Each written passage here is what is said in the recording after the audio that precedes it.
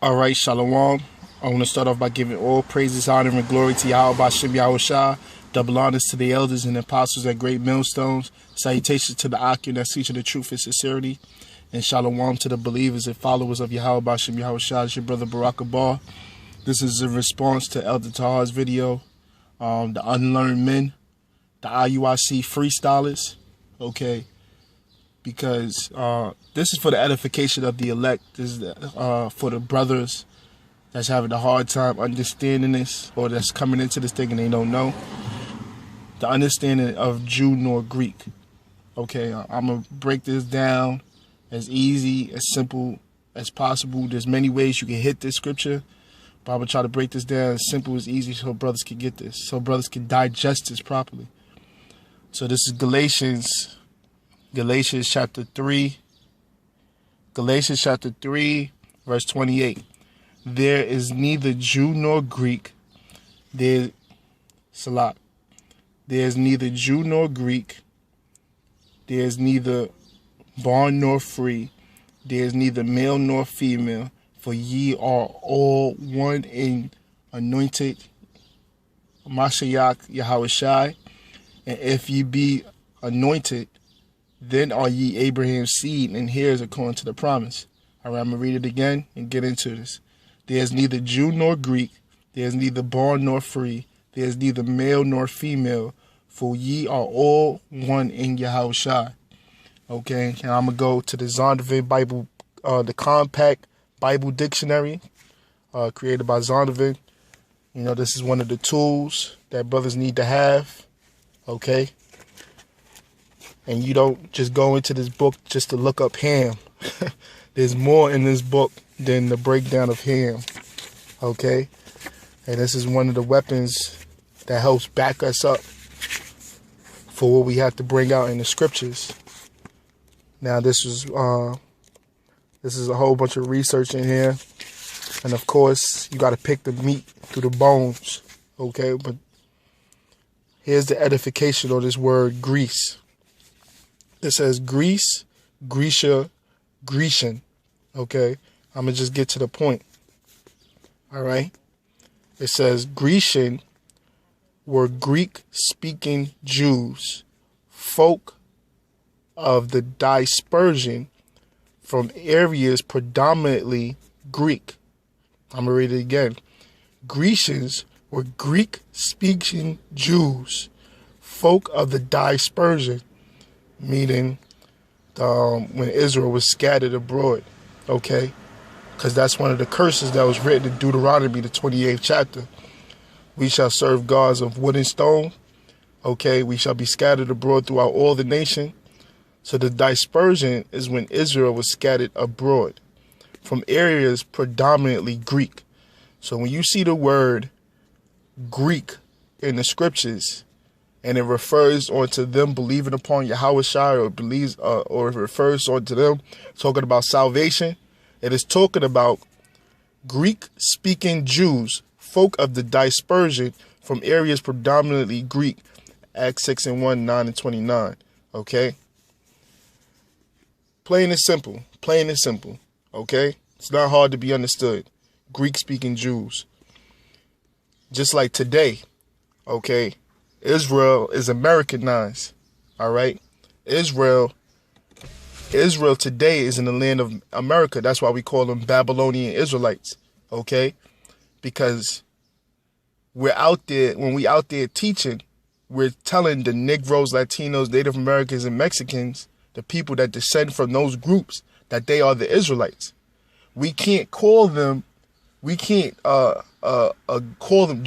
Benjamites, Simeonites, Ephraimites,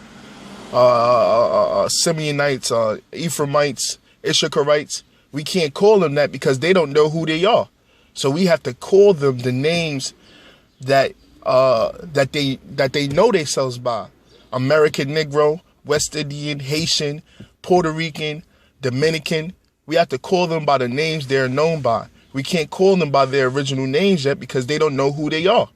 Okay? They are part of the lost sheep of the house of Israel. They don't know who they are. They're lost.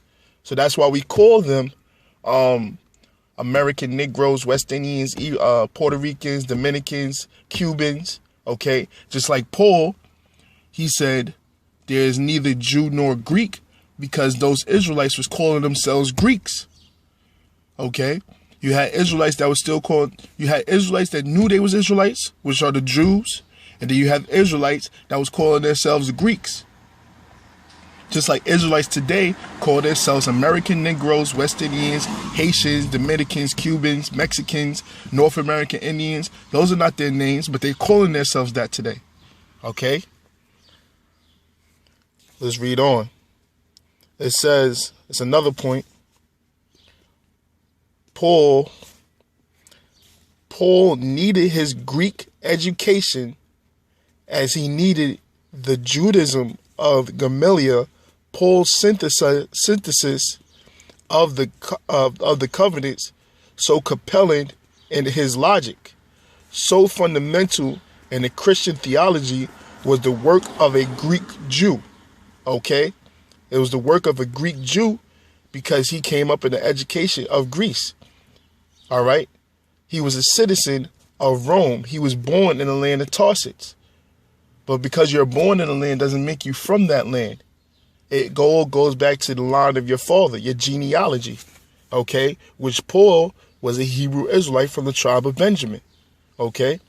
There's another word, Greek language. Like I said, you got to pick the meat from the bones. I'm just getting the point.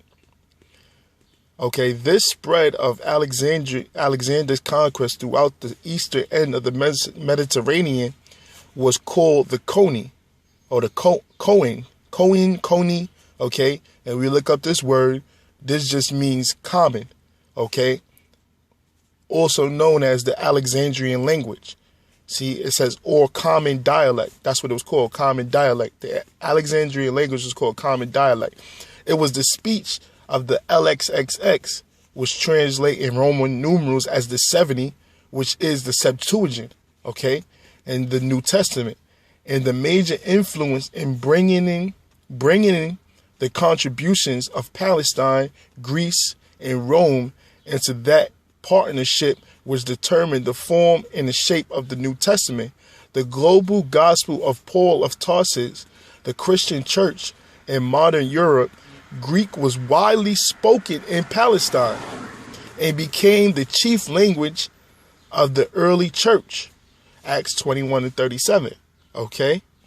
So Greek was spoken in Israel. Okay?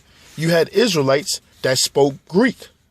So it's not hard to believe that Israelites came up in the land of Greece. Okay? Or Israelites, they was calling themselves Greeks because of the diaspora, the dispersion. All right?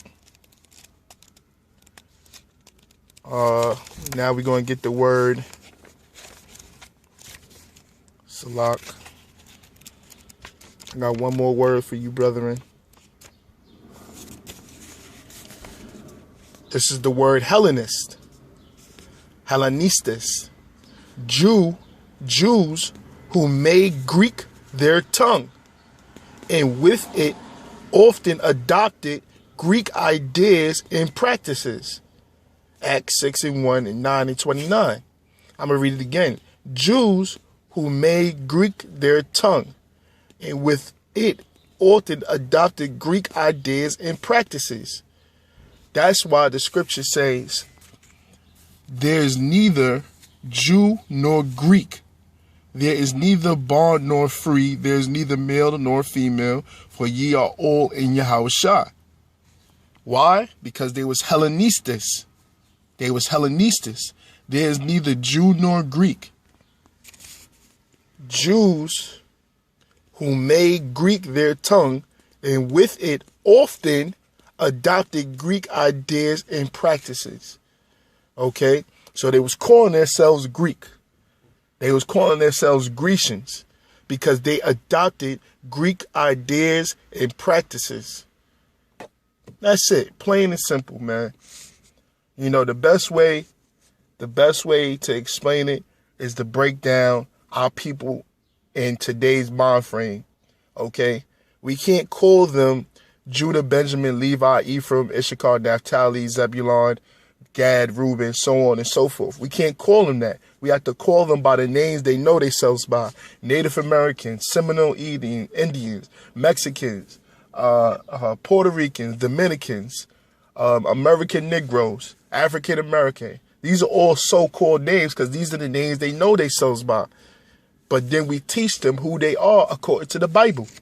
That's how you break down Jew nor Greek for the simple. Okay, for not for the simple, but for the brothers to understand it clearly. All right, plain and simple. Paul was speaking on to the Israelites that was under that Greek mind frame, but they wanted to, they believed upon Yahweh Shah. Okay, they believed upon Yahweh Shah. That's it. You know, with that, I hope you brothers was edified. I hope you brothers got some understanding, some clarification. For the older brothers in the faith, if you got comments, if you got scriptures to back me up, put them on the comment board. With that, I say shalom.